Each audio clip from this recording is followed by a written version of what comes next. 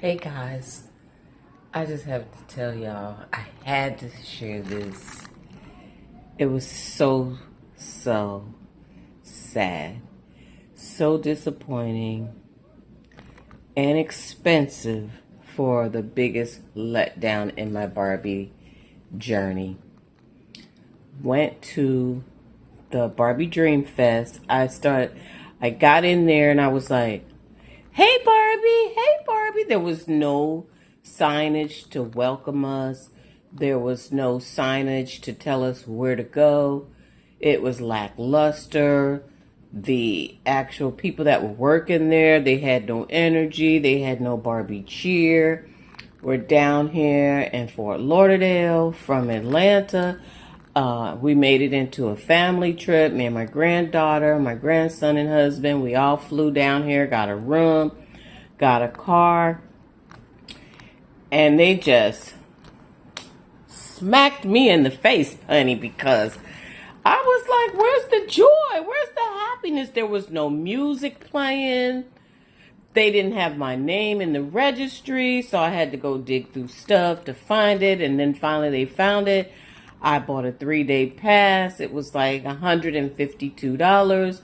And then I thought my granddaughter might get tired because, she is a diabetic, that I would buy her ticket day by day to make sure that she could enjoy the program. I promise you, within 15 minutes, we were ready to go.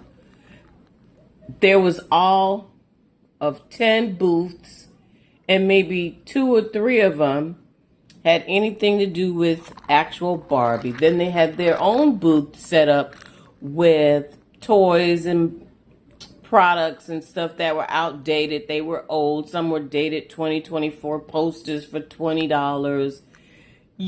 Dolls that you could find in Ross and Walmart for $20-$30, and we finding these dolls for $8.99 because they're not the up-to-date dolls. It was a big letdown for me. I was disappointed. Girls, Barbie girls, when I tell you I found the head person in charge of the event, after they said they was not going to let me see her, I found out who she was, where she was, and I gave her a really good piece of my mind and my creative mind. And I commenced to telling her what they could have done, what they should have done. It was a lot of empty, negative space in this big old conference center. It wasn't a conference. It was a pop-up. And I called it a nightmare on Dream Street because I think, is it Freddy Krueger?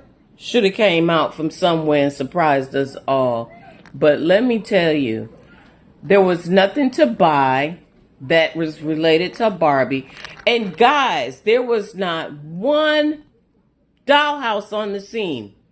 If you love Barbie, your second love is a Barbie dream house, a townhouse, or a diorama or something to put the dolls in action. Nothing. We got nothing.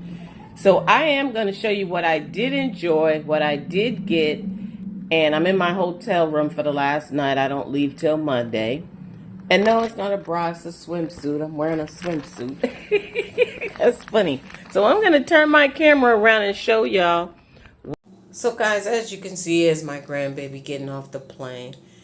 And then we took a few photos at the Barbie night convention. She met a little YouTuber that she knew and another one who was in the promo.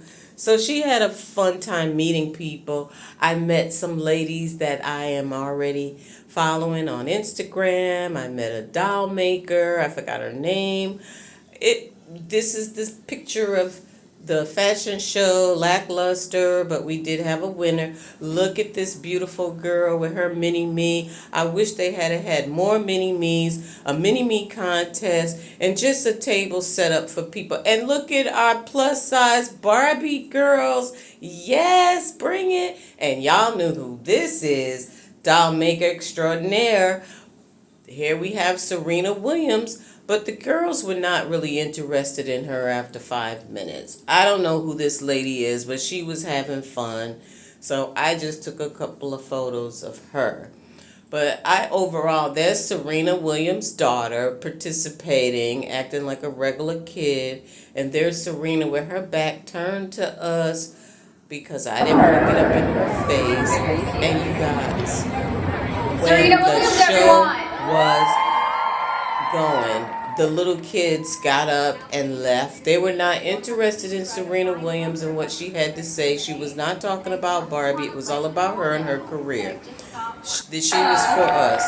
So when her part was over, people literally started walking up to the stage, running up to the stage. It tripped me out. I was cracking up. Now, you know, Serena and I have the same religion, so at one point I yelled out something that only she would know, and she started looking like, who said that? Oh my God, who said that? But I feel like she has an identity crisis, and that's just my opinion. Look at people. Here they go. Watch this. One person did it. The second person did it. Third and fourth. And no one gave no one permission to do this because there was no security. People were just sitting in their seats, and you could do whatever it is that you wanted to do. And she was like, bye, guys. She was out of there. And I believe her children had nannies and security all around them standing off in the distance. But overall, it was the adults who enjoyed her being there. She charged $3.75 for photos, and a lot of us was not here for that after we paid between $50, $75 up to $450 just to be there. And I think I have a picture of the lady who won. It was mainly the adults. Who won the fashion show. She walked across and threw her biggest. Here we're looking at all the empty seats. Sorry. When I tell you this place was empty, it was negative. Serena was a showstopper, but she also was a money grab because this was the 80s roller ring. My roller ring didn't look like this as a kid. We had lights, we had music, we had fashionable outfits. We had a good time. Look at that disco ball. That made me laugh when I saw that thing. It had no sparkle. It had no shine. Baby, it was something left to the imagination because this was not a dream fest. This was a big letdown. There was no glitz. There was no glam. There was no sparkle. And from the PhD standpoint, I didn't play. I didn't heal. It was too much drama. PhD. And next thing I know,